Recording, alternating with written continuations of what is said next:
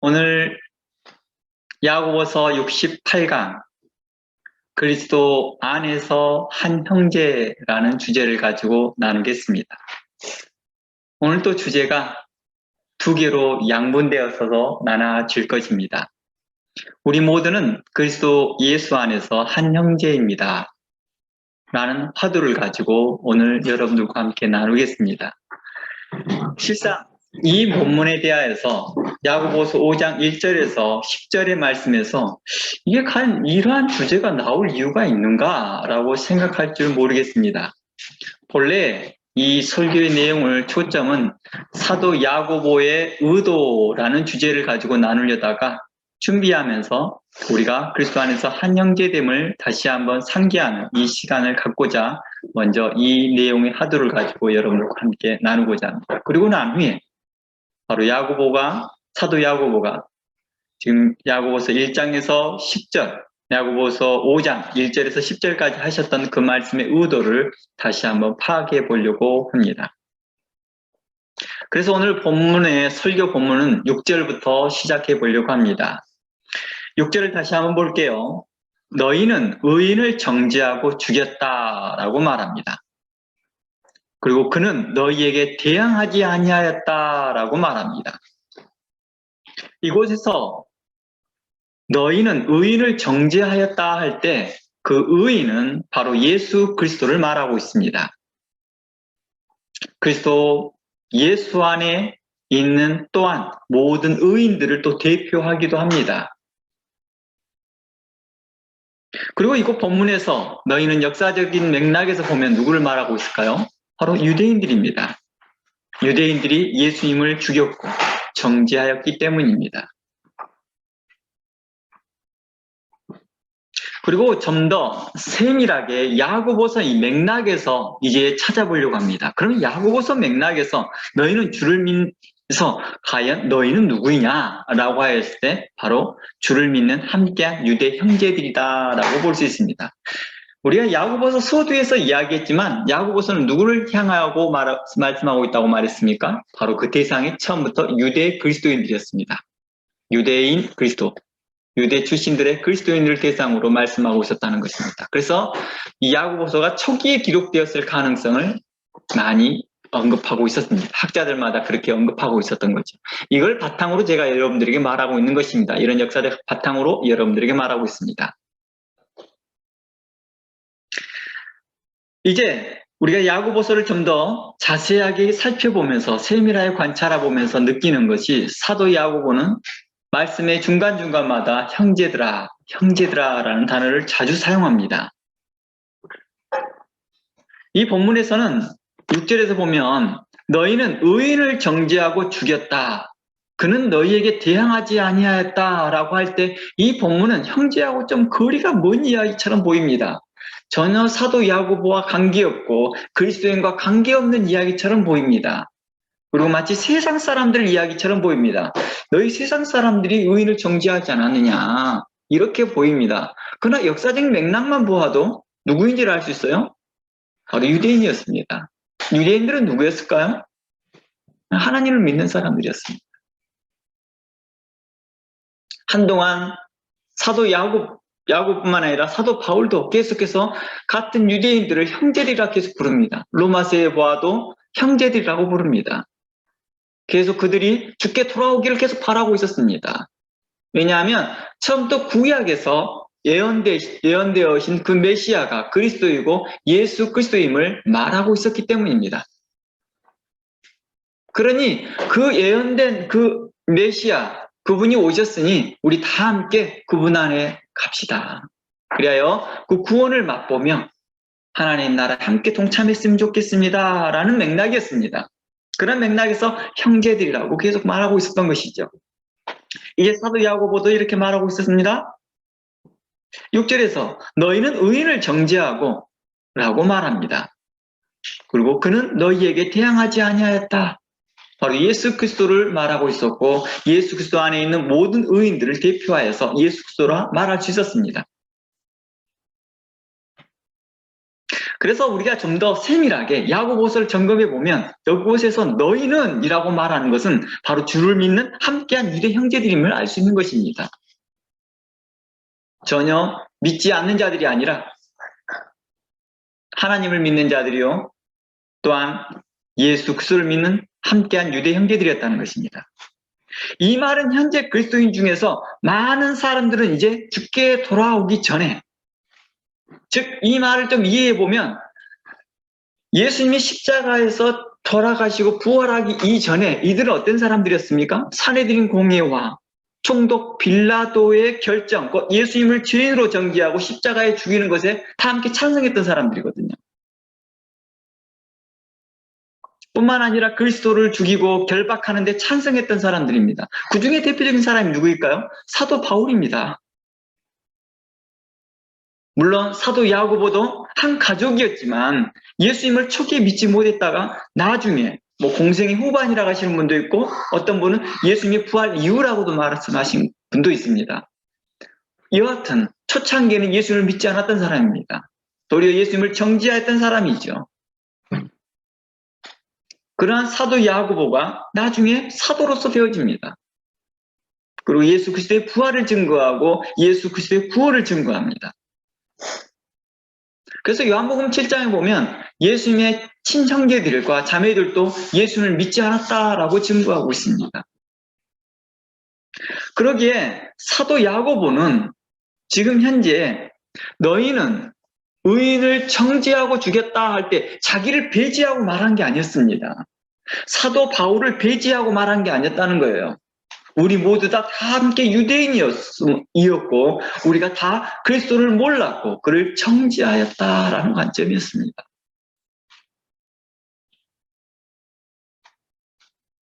그러게 그는 이제 사도로서 성도들을 이제 교훈하고 훈계하는 입장에서 자신도 처음엔 그리스도를 알지 못했다가 이제 사도된 자로서 말하고 싶어하는 것이죠. 그래서 곧바로 7절에서 뭐라고 말해요? 형제들아, 이렇게 말이 들어가는 거예요. 형제들아. 형제들아를 계속해서 이제 반복합니다. 7절, 9절, 10절. 오늘 1절부터 10절까지 읽은 도중에 바로 7절부터 형제들아, 9절에도 형제들아, 10절에도 형제들아 라고 말을 합니다. 이렇게 반복해서 권면합니다. 성도들에게 형제들이라고 부른 것은 자신들 모두 그리스도 안에서 하나된 형제됨을 계속 상기시키고자 한 것이죠. 즉 그들의 죄를 날카롭고도 또 준엄하게 꾸짖으면서도요, 그들을 여전히 형제라 부르는 것은 단순하게 책망하고 야단치고자 하는 것이 그 초점이 있는 게 아니었다는 것이죠. 바로 구원으로 초청하고 구원으로 인도하고 구원에 초청하는 그 간절한 호소라고 말할 수 있는 것이죠. 형제들아, 내가 너희들 앞에서 재판자로 있기 때문에 이렇게 말하는 게 아니야. 너와 같이 나도 너희와 함께한 형제야. 나도 너희들과 같이 의인을 정죄하였고 의인을 몰라봤던 나야. 라고 이야기하고 있는 것입니다. 사도 야고보는 먼저 주의 명령과 주의 계명을 받는 자나 그리스도를 따르는 자들에게 차별 없이 형제라 부르기를 부끄러워하지 않았다는 것입니다. 그리고 자신이 교훈하고 책망한 성도들 중에 주님 앞에 흠이 많고 또 부족함이 많고 심지어 어떤 사람은 믿음이 연약하여서 갈대아처럼 흔들리고 있었고 또 혹 죄가 있다 할지라도 그들을 형제라 부르기를 주저하지 않았다는 것입니다. 형제들아. 지금 야고보서는 지금 현재 우리가 강의한 동안에 어디까지 왔습니까? 5장에 왔습니다. 이제 5장 중반기에 다다르면서 우리는 어떤 말을 들었어요? 사도 야고보는 계속해서 그를 책망하고 책선하고 그들의 잘못을 지적해 나갔습니다. 그런데 그래도 끊임없이 중간중간에 형제들아, 형제들아, 형제들아라고 말하고 있다는 것입니다. 어떻게 사도 야고보는 그들에게 형제라 부르기를 주저하지 않았을까요? 우리는 어떨까요? 우리의 기준이 조금만 벗어나면 우리는 형제의 범위에서 벗어버립니다. 그리고 그 형제라는 바운드리를 좁혀버립니다. 그를 형제에서 범위에서 내버려버립니다. 사도 야고보가 계속 형제라 불렀던 것은 그가 책망하고 책선하고 바르게 하는데 그 마음의 중심에는 다 사랑 안에서 있었다는 것을 우리는 발견할 수 있었습니다. 이것을 우리가 야고보서 2장 강의를 통하여서 우리는 자세히 나누었던 것이죠. 바로 최고의 법을 지키라. 이 최고의 법은 예수님께서 말씀하셨던 것이죠. 가장 큰 계명이니라. 이게 영생이니라 라고 말했던 것이죠. 사도 야고보는 명령자이고 재판자의 입장이 아니라 그들과 함께 하나님 나라를 유업으로 받아야 할 자로서 그들에게 사랑으로 교훈하고 가르치고 바르게 하고 책망하고 책선하였던 것입니다. 이는 사도 야고보뿐만 아니라 사도 베드로, 사도 요한, 사도 바울과 같은 많은 사도들도 또 많은 형제들이, 의인들이 이와 같이 사도 야고보와 같이 그리스도 안에 있는 자들을 분별 없이 형제라 말했다는 것입니다. 고린도전서를 보아도 우리는 쉽게 알 수 있습니다. 고린도전서에는 어땠습니까? 고린도 교회 안에 수많은 문제가 있었습니다. 너무나 많은 문제가 있었습니다. 실상 세상에서도 이런 문제가 있을까 할 정도의 그 크나큰 문제들이 많았어요. 부도덕하고 부증직하고 이러한 일들이 너무나 많이 그 고린도 교회 안에 일어납니다. 그런데도요, 사도 바울은 그들을 향하여 형제라 부르기를 주저하지 않았습니다. 성경을 보면 심지어 우리 주님께서도 우리를 부를 때 형제라 부르기를 부끄러워하지 않았다고 증거합니다. 예수님께서 우리를 부를 때 형제라 부끄러워하지 않았는데 우리 형제들끼리는 형제라 부르는 걸 부끄러워하고 있다 한다면 이건 참 이상한 일이라는 것입니다.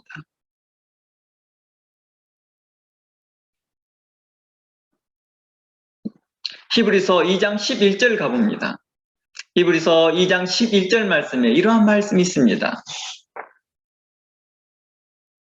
이건 꽤나 유명한 말씀이죠. 거룩하게 하는 이와 거룩하게 함을 입는 자들이 다 하나에서 난지라.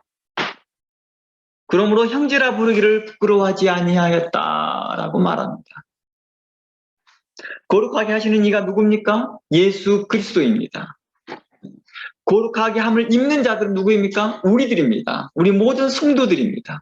그들이 다 어디에 나왔다고 말합니까? 한 근원에서, 하나에게서 나왔다고 말합니다. 바로 요한복음 3장,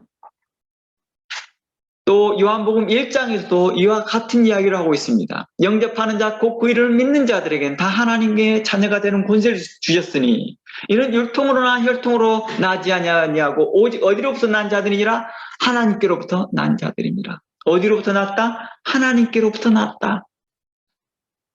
요한복음 1장 12절과 13절 내용입니다. 영접하는 자, 곧 그 이름을 믿는 자들, 곧 성도들이죠. 거룩하게 함을 입는 그 자들은 예수 그리스도를 믿음으로 말미암아 거룩하게 함을 입는 자들은 다 하나님께로부터 난 자들이다. 하나에게서 난 자들이다라고 말. 그러니 형제라 부르기를 우리 주님께서도 그래서 형제라 부르기를 부끄러워하지 아니하였다라고 말하는 것입니다. 형제는 그리스도를 믿음으로 이루어지는 가족의 관계를 의미하겠죠. 비록 그리스도와 그리스도인들 사이에는 질적인 어떤 차이가 있죠. 분명코 있습니다. 그리스도는 하나님이시고 우리는 피조물이니까요. 그러다로 예수님은 하나님을 아버지라 부르는 모든 그리스도인들을 형제 관계에서 말하고 있다는 것입니다. 그래서 예수님께서 이렇게 말합니다. 아버지의 뜻대로 행하는 자들이 내 형제요, 내 자매라 이렇게 말하였습니다. 예수님은 가족 중에서 그럼으로써 그리스도 안에서 이 가족 중에서 우리의 맏아들이 되신다라고 갈라디아서 1장 6절은 증거하고 있습니다. 예수님은 우리의 맏아들이 되시고 우리는 예수님을 맏형처럼 바라고 있다는 것입니다. 큰형이죠. 큰형. 빅브라더라고 말하는 것이 빅브라더. 그래서 그러므로 히브리서 2장 11절 말씀은 모든 그리스도인들에게 뭘 주는 말씀입니까? 용기를 부어주는 말씀이었습니다. 와우! 우리 주님께서 나를 그 형제라 부르다니. 나의 빅브라더가 되다니.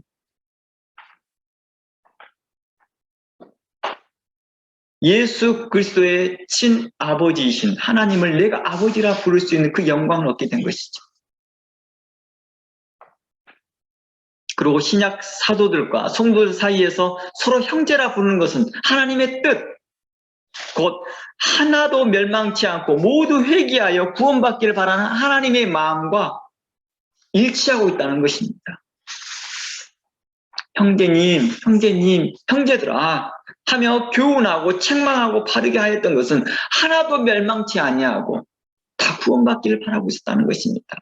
하나도 다른 길을 가지 아니하고 새 길로 빠지지 아니하고 다 의로운 길에서 서기를 바라는 마음이었던 것이죠.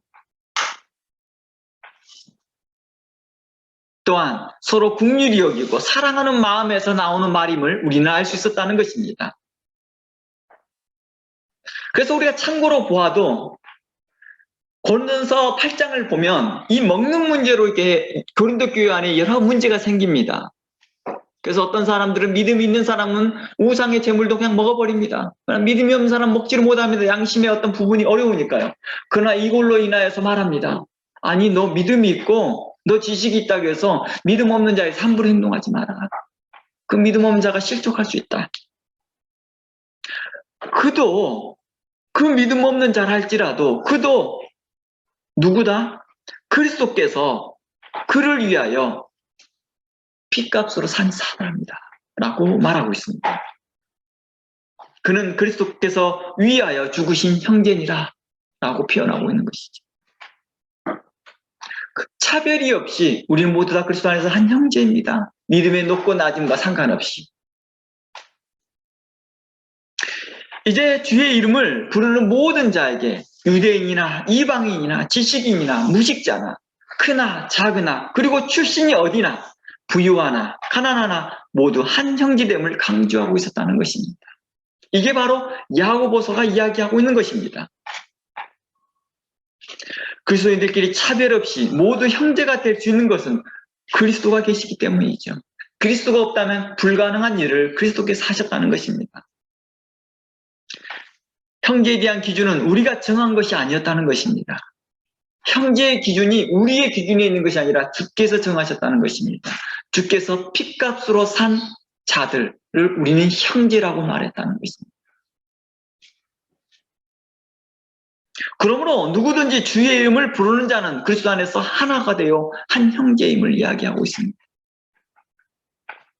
어떠한 그 누구라도 예수 그리스도의 그 기준에 우리는 함부로 접근할 수 없을 것입니다. 함부로 그것을 변경할 수 없을 것입니다. 오직 예수 그리스도만이 그 기준일 것입니다. 우리가 그 기준을 예수 그리스도 외에 다른 것으로 기준할 수 없을 거라는 것입니다. 그러니 주께서 우리를 형제라 부르기를 부끄러워하지 아니하고 유대인이나 헬란이나 자유자나 부자나 가난한 자나 상관없이 예수 그리스도를 믿는 모든 자들을 예수님께서는 한 형제라 부르기를 부끄러워하지 아니하였으므로 우리는 그 기준에 따라서 우리는 그들을 형제라 부르기를 부끄러워하지 않는 것입니다. 주저하지 않는다는 것입니다. 감리교고 장로교이기 때문에 서로 형제라 부르기를 부끄러워하고 있거나 침례교이기 때문에 오순절이기 때문에 그렇게 하고 있거나 또 아니면 군소교단이고 큰 교단이기 때문에 그러고 있다 한다면 이는 서로 차별하고 있다라고 말하는 것입니다.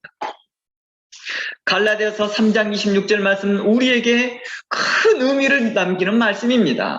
이 말씀은 모든 그리스도인들이 알고 있는 말씀입니다. 다시 한번 읽어보겠습니다. 갈라디아서 3장 26절 말씀입니다. 너희가 다 믿음으로 말미암아 그리스도 예수 안에서 하나님의 아들들이 되었다라고 말합니다. 하나님의 아들들이 되었으니 우리가 그리스도 안에서 형제가 되었음을 이야기하고 있습니다.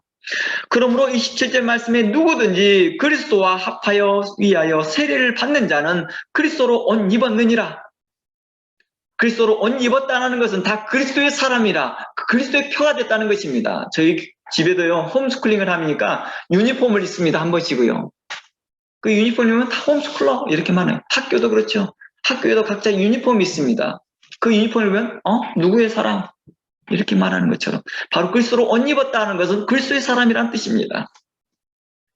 그러면서 28절 말씀에 너희는 유대인이나 헬라인이나 종이나 자유인이나 남자나 여자나 다 그리스도 안에서 하나니라. 너희가 그리스도의 것이면 곧 아브라함의 자손이요 약속대로 유업을 받을 것이나. 약속대로 어떤 유업을 받는 것입니까? 하나님의 나라를 유업으로 받는다는 것입니다. 와, 놀랍지 않습니까? 한 땅을 유업받는 것도 아니고 한 나라를 받는다는 것입니다. 하나님의 나라를. 유대인이나 헬란이나 종이나 자유자나 남자나 여자나 다 그리스도 안에서 하나라는 것은 이제 한 형제가 됨을 말하는 것이겠죠. 당시에는 이렇게 차별을 두지 않고 부른다는 것은 참 어려운 일이었거든요. 어떻게 유대인이 이방인에게 형제라 부를 수 있으며 어떻게 주인이 종에게 형제여 브라더 이렇게 말할 수 있었겠냐는 거예요. 자유자가 종에게 대하여서는 어떻게 합니까? 이 종은요 물건이었거든요. 말하는 물건 이렇게 생각했거든요. 당시에 종들이 어떤 개념을 가지고 있는지 아시죠? 오늘날에 우리가 말하는 전문직 사람들이었어요. 당시에 로마의 배경을 이야기하자면 당시의 종들이 현재 우리가 하고 있는 전문직입니다. 의사부터 시작하여서 의사, 또 누구 있습니까? 회계사, 또 뭐 이런 전문직인 사람들, 이런 사람들이 당시 종이었거든요. 이런 사람들은 말하는 물건처럼 생각했다는 것입니다. 그냥 말하는 동물 중에 한 계열로 생각했던 것이죠. 그런데 그들을 향하여서 브라더, 형제님, 형제들아, 그리스도 안에서 하나 되었다. 우리는 다 하나예요. 우리는 부모님이 한 분이에요. 이 말하고 똑같은 것이었거든요. 이렇게 차별을 두지 않고 부른다는 그 의미는 큰 의미였다는 것입니다. 오늘날이 어떻습니까? 서로 친근함을 말하거나 교회 호칭으로 사용되어지고 있다는 것입니다. 그러니까 그 개념 이상이라는 것이죠. 형제님 부르고 있는 그 개념 이상인 호칭의 개념의 이상을 넘고 있다는 것입니다. 이것은 신앙의 고백과 같았습니다. 내가 당신을 차별 없이 대합니다. 내가 당신을 그리스도의 사람, 내가 그리스도인 것처럼 당신도 그리스도의 사람입니다. 내가 부요하지만, 내가 주인이지만, 당신의 종이지만 상관하지 않습니다. 당신의 역할이 그냥 종인 것이지, 종의 역할을 하고 있는 것이지, 그리스도 안에서 하나님 앞에서는 우리가 한 형제입니다. 이렇게 말하고 있는 것입니다. 우리 그런 거 있잖아요. 브라더들끼리도 시스터들끼리도 다 많다 하면 각자 듀티가 있는 거잖아요. 각자 역할이 있는 거잖아요. 그러니까 그렇게 역할 분담을 하고 있다라고 이해한 거예요. 하나님께서 주신 그 분량에 따라서 각자 역할 담당을 하고 있는 것이지 차별이 있는 것은 아니다라고 말하고 있었던 것이죠. 이게 바로 사도 야고보가 계속해서 이야기하고 있는 거고 사도 바울도 이야기하고 있는 것입니다. 이게 그리스도께서 우리에게 말하고자 하는 거였습니다. 우리는 한 형제입니다. 그러니 브라더, 형제님, 자매님이라고 말할 수 있었던 것들은 바로 그들 마음 안에 어떠한 차별도 없고 오직 사랑하는 마음과 긍휼한 마음이 있을 때 가능했던 것입니다. 유대인이나 이방인, 그리고 자유자나 종이나, 그리고 부자나 가난한 자나, 높은 자나 낮은 자나 다 함께 차별이 없이 그리스도 안에서 형제라 부를 수 있는 것은 오직 그리스도이기 때문입니다. 오직 그리스도가 계시기 때문입니다. 형제라 부를 수 있는 이 믿음은 오직 그리스도를 믿는 믿음 안에서 나오는 거라는 것이죠. 내가 그리스도를 믿는 믿음 안에서 있지 못한다면 내가 사랑할 수 없거든요. 우리가 이미 야고보서 2장 강해를 통해서 나누었던 것들처럼 우리가 사랑할 수 있는 힘도 그리스도를 믿는 믿음 안에서 나오더라는 것입니다. 주께서 우리를 사랑하셨기 때문에 우리도 다른 사람을 긍휼히 여기고 사랑할 수 있더라는 것입니다. 내가 그래서 그리스도에 대한 사랑을 또 생각하고 또 생각할 때마다 나는 그리스도의 사람으로서 성장해 들어가는 것입니다.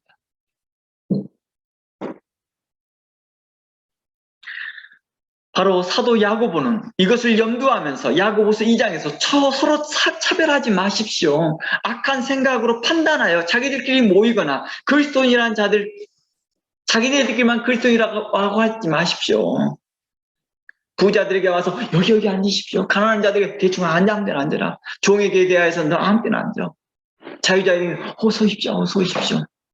교회 안에서만큼 하지 말자. 우리 신앙인도 서로 하지 말자. 사도 야고보 이걸 지적하고 있다는 것입니다.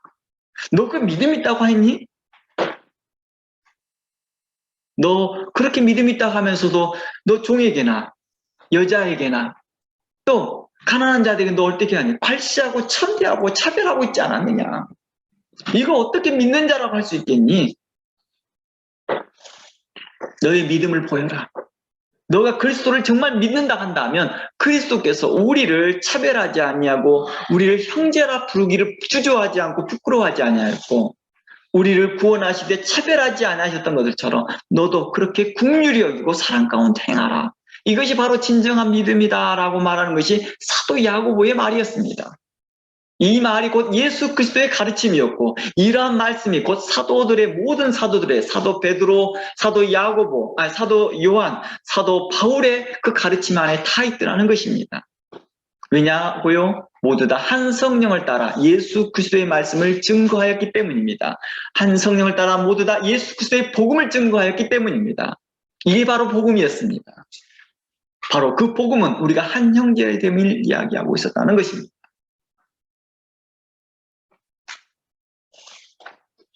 그러면서 말합니다.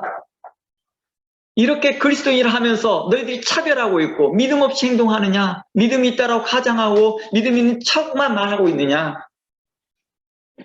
만일 그리스도 안에 있는 같은 형제를 긍휼히 여기지 아니하고 악한 생각으로 차별하고 구별하면 하나님도 결국에는 동일하게 너희들에게 긍휼 없는 심판을 너희에게 보일 것이다. 너희가 긍휼 없는 심판을 받게 될 것이다라는 것을 경고한 것이 바로 야고보서 2장 내용이었던 것입니다. 이제 이곳에서 우리가 알아야 할 것은 형제이기 때문에 그들의 문제점을 눈 감아주고 넘어가고 못 본 채 하는 것이 아니라는 것입니다. 형제이기 때문에 눈 감아주고 형제이기 때문에 눈 감아주고 오늘 그런 거 있죠. 선교사들이 불법을 많이 저지르고 있더라는 거예요.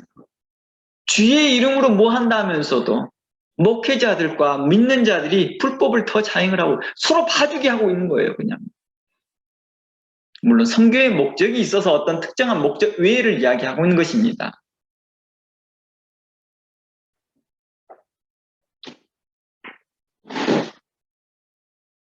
이곳에서 우리는 잘 알아야 되는 것이 형제이기 때문에 그들의 어떠한 문제들을 형제들의 문제를 눈 감아주고 넘어가주고 못 본 채 하는 것은 옳지 못한 것이라는 것입니다. 도리어 형제이기 때문에 더욱 나서서 그들의 잘못된 행동과 믿음에 대해 책선해야 한다는 것입니다. 사도 야고보가 왜 그렇게까지 계속 책선하고 책망하고 했을까요? 바로 그 사랑하는 마음 때문이었다는 것입니다. 우리 가족끼리도 그러지 않아요? 형제들끼리 잘못된 길을 갈 때 두 손 두 발 막아 이렇게 막잖아요. 물론 그렇게 해도 안 되면 어쩔 수 없지만 최소한 말을 하잖아요. 경고하고 말도 해주잖아요.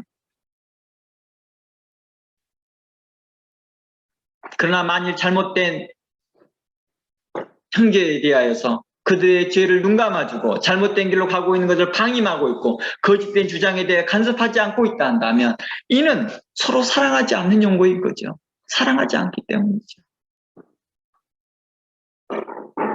사랑이 식었기 때문이라는 거예요. 감리교 이렇게 가르치고 장로교가 이렇게 가르치고 침례교가 이렇게 저쪽 교회가 이렇게 가르치고 저렇게 가르쳐도 그냥 간섭하는 거예요. 내 교회만 잘 가르치면 돼 이렇게 하고 있다는. 서로 간에 교회에 대하여서 관심을 두고 서로 간에 그 바르게 가르칠 수 있도록 교훈하고 서로 간에 바르게 해야 될 일인 거죠. 서로 거짓된 주장에 간섭하지 않고 있다면 서로 사랑하지 않는 용고요. 사랑이 식었다는 것을 이 시대를 말하고 있다는 것입니다. 자기만 사랑하는 자이기 때문이죠. 자기 이익만 생각하는 자라고 말하는 것입니다. 히브리서 12장 말씀 가봅니다.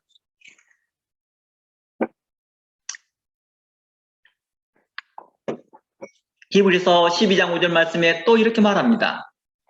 또 아들들에게 권하는 것 같이 너희에게 권면하신 말씀도 잊었다 일렀으되 내 아들아 주의 징계하심을 경히 여기지 말라. 가볍게 여기지 말라는 것입니다. 그에게 꾸지람을 받을 때 낙심하지 말라. 우리가 책망을 듣고 야단을 맞으면 우리가 낙심하는 경우가 많은데 그건 낙심하지 말라. 왜냐? 주께서 그 사랑하는 자를 징계하고 그가 받아들이는 아들마다 채찍질 하심이라 하였다는 것입니다. 너희가 참으면 징계를 받기 위함이라. 하나님이 아들과 같이 너희를 대우하시나니 어찌 아버지가 징계하지 않는 아들이 있으리요. 놀랍다는 것입니다. 하나님께서 우리를 징계하실 때 아들을 대함과 같이 하더라는 것입니다. 하나님은 내가 심판자니까 무조건 심판을 받아라는 관점이 아니라 아들이기 때문에 그들이 잘못된 길에서 책선하여서 그들이 바른 길로 오기를 바라고 있었던 것이죠. 바로 이 은혜를 받고 있다는 것입니다. 우리가. 내가 하나님의 자녀였구나.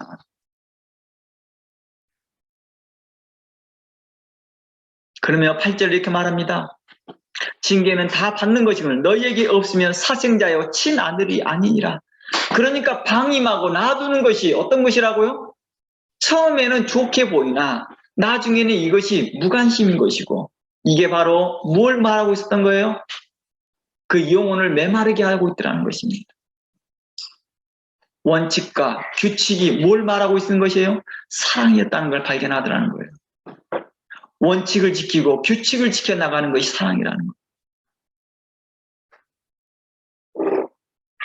자신들이 해야 될 일들, 자신들이 해야 될 것들에 대하여 책망을 듣고 책선을 듣고 그 규칙들을 따라 행할 수 있었던 것들이 바로 부모이기 때문에 바로 하나님이시기 때문에 우리에게 그걸 요구하였다라는 것입니다.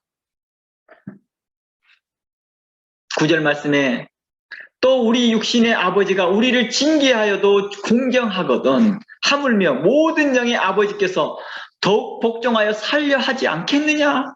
그들은 잠시 자기의 뜻대로 우리를 징계하거니와 오직 하나님은 우리의 유익을 위하여 그의 거룩하심에 참여하게 하고자 하는 것입니다. 우리를 징계하시는 목적이 우리를 거룩함에 참여하게 하고자 하는 것이래요. 11절 무릇 징계가 당신을 즐거워 보이지 않고 슬퍼 보이나 후에는 그로 말미암아 연단을 받는 자들은 의와 평강의 열매를 맺을 것이다 라고 말하는 것입니다.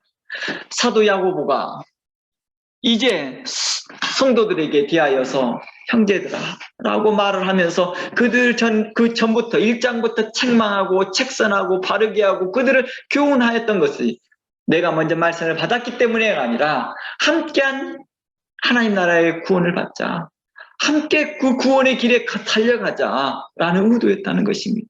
내가 너희를 긍휼히 여기고 내가 하나님께 긍휼함을 얻은 것처럼 내가 그리스도께 긍휼함을 얻은 것처럼 너희들도 함께 긍휼함 가운데 거하기를 원하고 우리가 하나님 나라의 유업을 받는 자로서 다 함께 그 유업의 길에서 벗어나지 않았으면 좋겠다.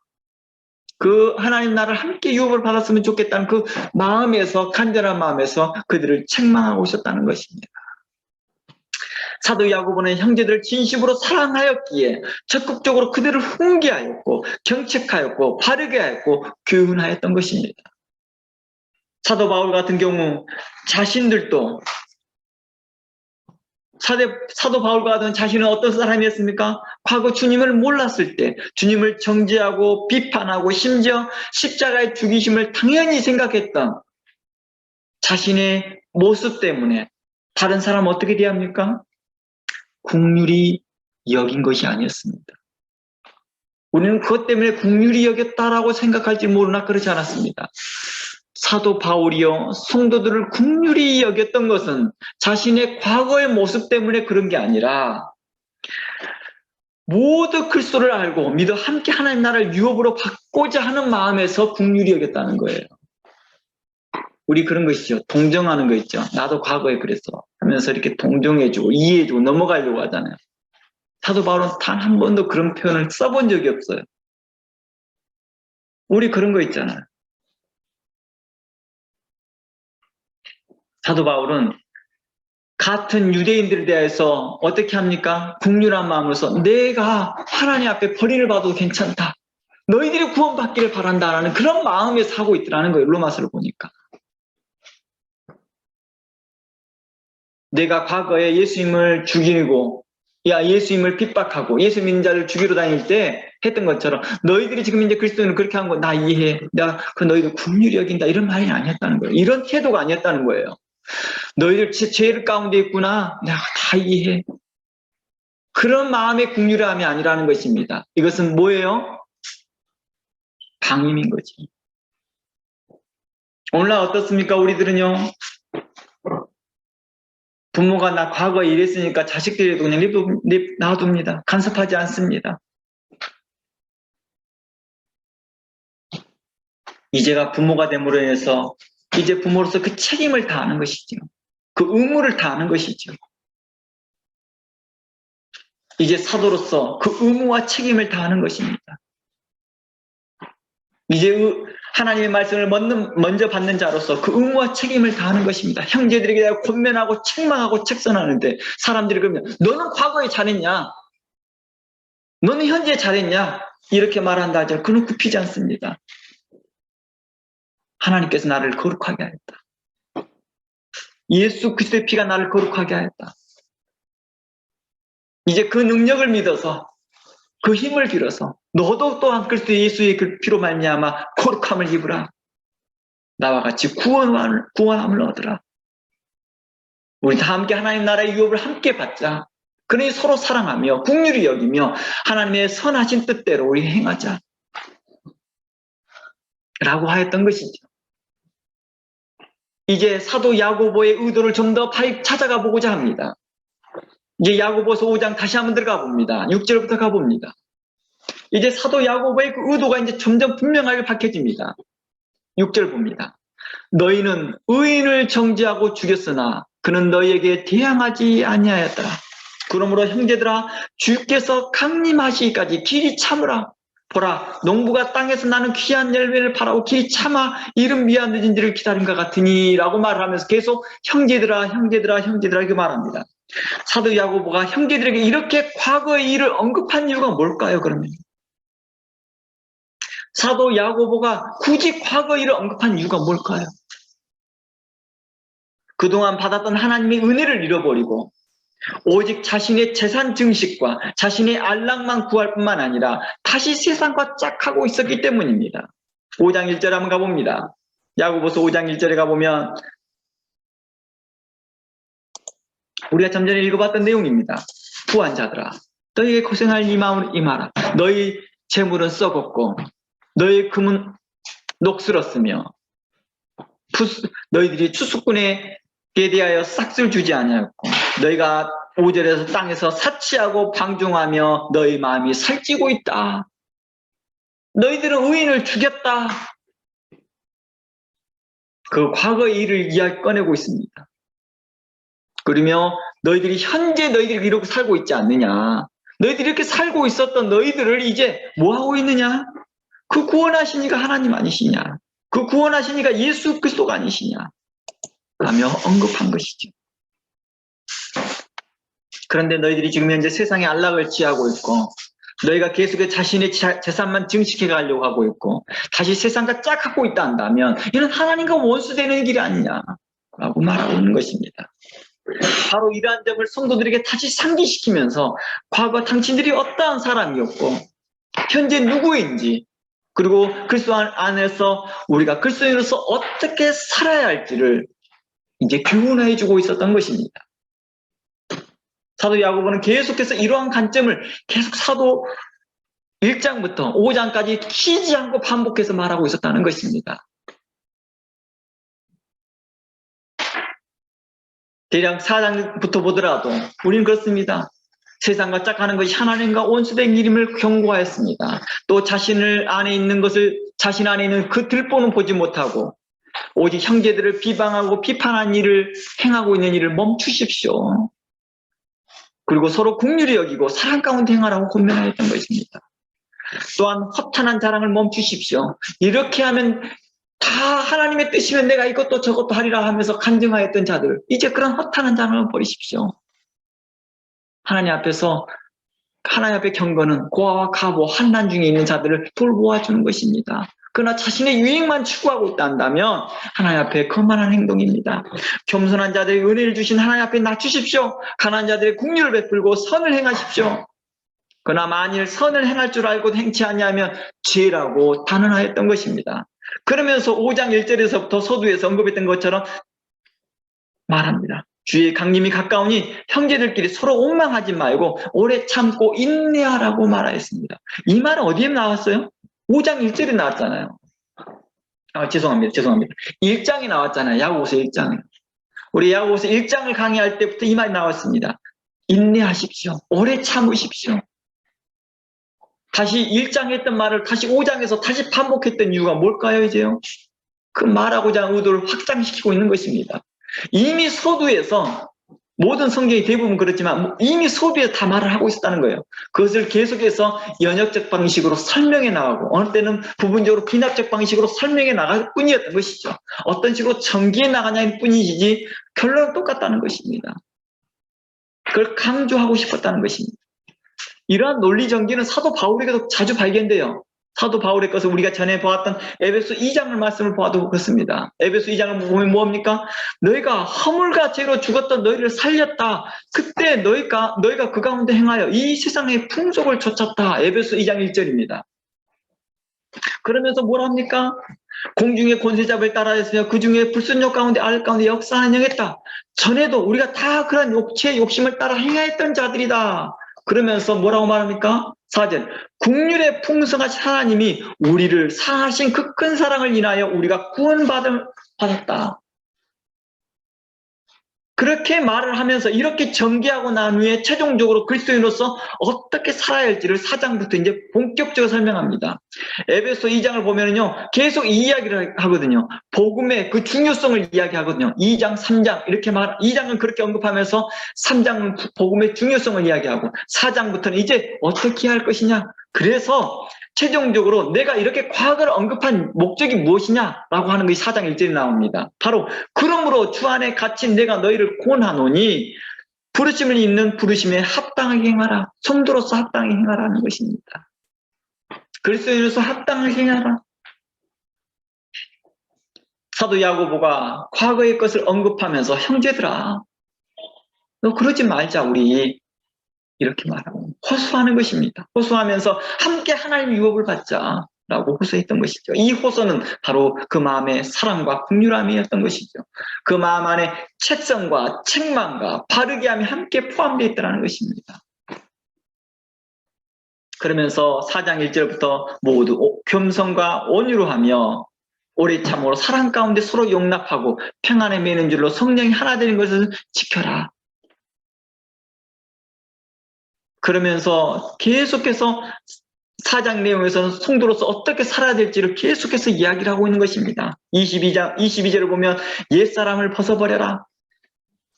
옛사람을 벗어버리라는 말이 뭐예요? 이미 벗고 들어온 사람들 아니었어요? 그건 다시 입고 있잖아요. 다시 옛 것을 입고 있다는 이것을 똑같이 옛 구습을 쫓고 있는 사람. 사도 야고보가 또 지적했던 내용이라는 거예요. 아니 세상에서 했던 일을 또다시 와 교회 와서 또 하고 있냐?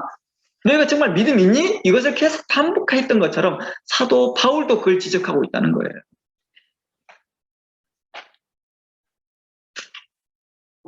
즉 사도 바울이 이렇게 성도들의 과거를 상기시킨 이유는 현재 그리스도인으로서 합당하게 행하기보다 사람의 기술과 간사한 유혹에 빠져 모든 교훈의 풍제에 따르고 거짓과 세상의 욕심을 따라 사는 옛날 모습대로 살아가고 있기 때문이라는 것입니다. 그래서 에베소 4장에서 뭐라 합니까?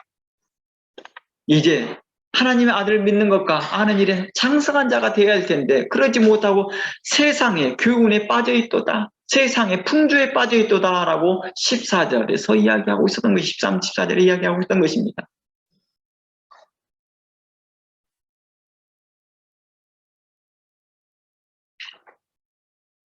그러므로 사도 야고보와 사도 바울이 이렇게 과거의 모습을 상기시키고 현재 그들의 상태를 지적하고 그들 앞에서 그리스도인으로서 나아갈 길을 제시하면서 그리스도인으로서 합당한 삶을 요청한 근본적인 목적이 무엇이었을까요? 이제요. 바로 구원이었습니다. 바로 구원입니다. 다시 옛사람을 돌아가면 성령은 근심하며 하나님의 은혜에서 떨어질까 두려워하라고 말하고 있었다는 것입니다. 너희가 옛사람으로 다시 돌아가느냐? 다시 옛 옷을 다시 입었느냐?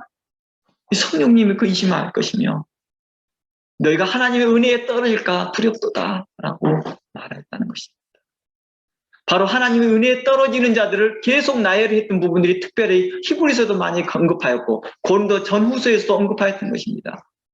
말세에 만난 너희들을 위하여 광야의 모습이 너희에게 거울이 되었다.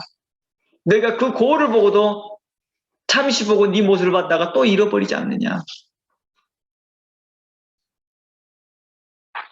그러면서 그들을 책망했던 것이 바로 그들이 하나님의 은혜 가운데 거하기를 바라했던 것이죠.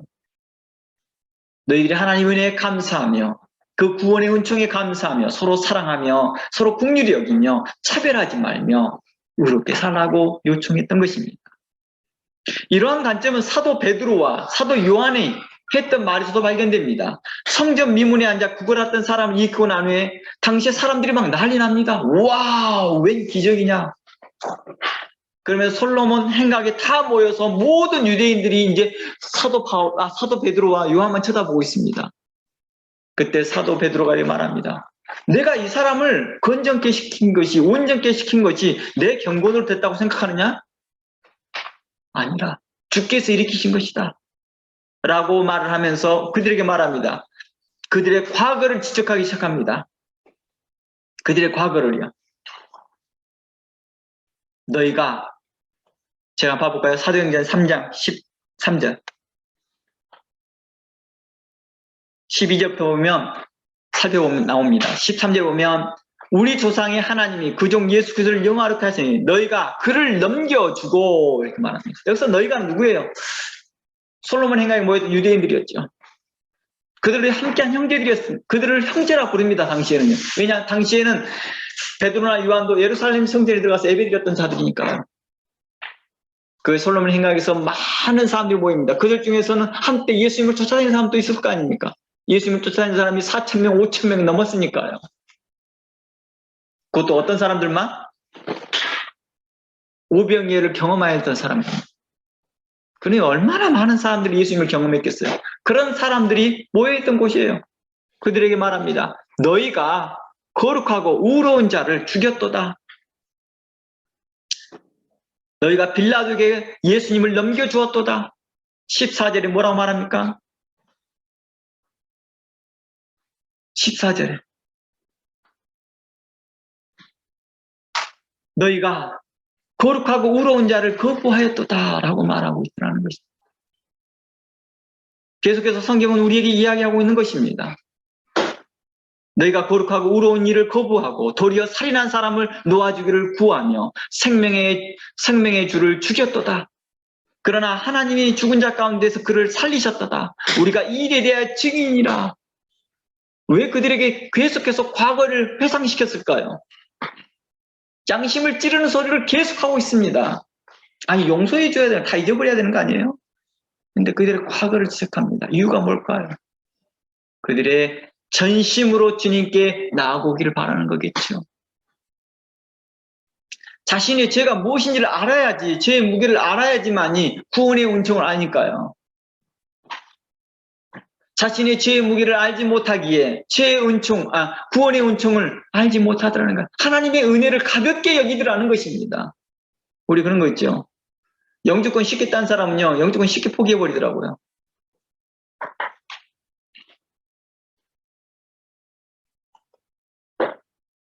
우리에게 그렇게 말합니다. 그러면 17절, 형제들아 너희가 알지 못하여서 그러했다 라고 말하면서 이제 말을 합니다. 사도 베드로가 일어나서 설교하기 시작합니다. 그들에게 회심을 요청합니다.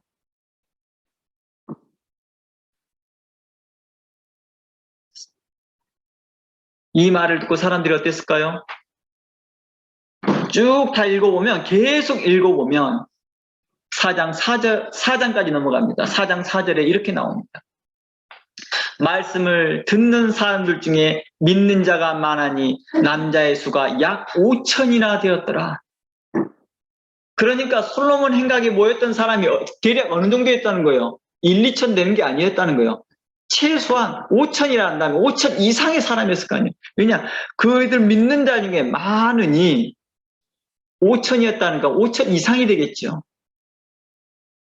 그러니까 사도 베드로와 요한이 과거의 문제를 거론하여서 이렇게 설교하였던 이 목적이 말하고 책망했던 이유가 뭐였다는 거예요? 그들이 구원받기를 바라고 있었다는 것입니다.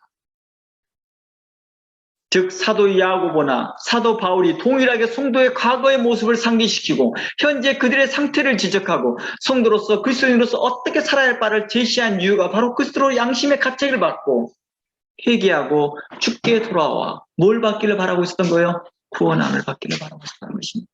하나님의 나라를 유업을 함께 받기를 바라는 그런 마음이었다는 것입니다.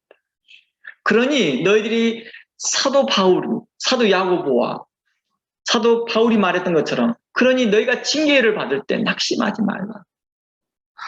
주의 교훈을 받을 때 너희가 마음을 기쁘게 하라. 하나님의 말씀을 받을 때 착한 마음으로 들으라. 그리하면 너희에게 유익이 있을 것이라. 우리가 모두 다 그리스도 안에서 한 형제니 내가 한 형제로서 너희에게 권하고 권면하고 책선합니다.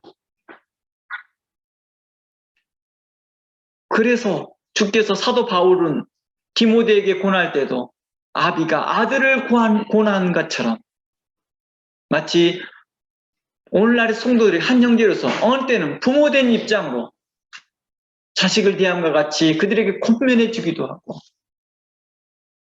어느 때는 선생이 제자를 대함과 같이 그렇게 권면해 주기도 하더라는 것입니다. 우리가 이렇게 하나님의 그 거룩한 교훈을 듣고 또 하나님의 그 말씀을 들을 때 우리 마음이 기쁨이 생기고 우리 마음이 즐거움이 생겨서 우리 마음이 하나님 앞에 더 의롭게 정직하게 행하였으면 좋겠습니다. 주께 세상의 것을 내어버리고 사도 야고보가 지적했던 것처럼 말세에 재물을 쌓는 것이 아니라 그리스도의 나라를 향하여 달려가는 여러분들이 되어졌으면 좋겠습니다. 하나님께서 사도 야고보는 그럽니다. 과거에 너희들이 어땠느냐? 근데 그 은혜를 잃어버리고 이제 과거에 다시 현재에 와서 차별하고 불의한 재물을 쌓아오며 의롭지 못한 태도로서 행하면서 그 출처가 불의를 행하여서 얻은 그 수익을 가지고 하나님께 헌금하고 있다면 하나님이 과연 이들을 하나님들 받겠느냐? 그러니 하나님이 기뻐하시는 자로서 너희들이 행하라. 너희는 다 하나님의 자녀들이니라. 너희는 우리의 형제니라. 우리와 함께 유업을 받을 자니 믿음으로 행하라. 하고 권면하였던 것입니다. 이 권면이 여러분 모두에게 유익이 되며 이 교훈이 여러분들에게 모든 사람에게 훈계가 되어지며 은총이 되어지며 은혜가 되어지기를 주의 이름으로 축원합니다. 그래야 하나님께 복받는 여러분 모두가 되기를 주의 이름으로 축원합니다. 다 함께 기도합니다.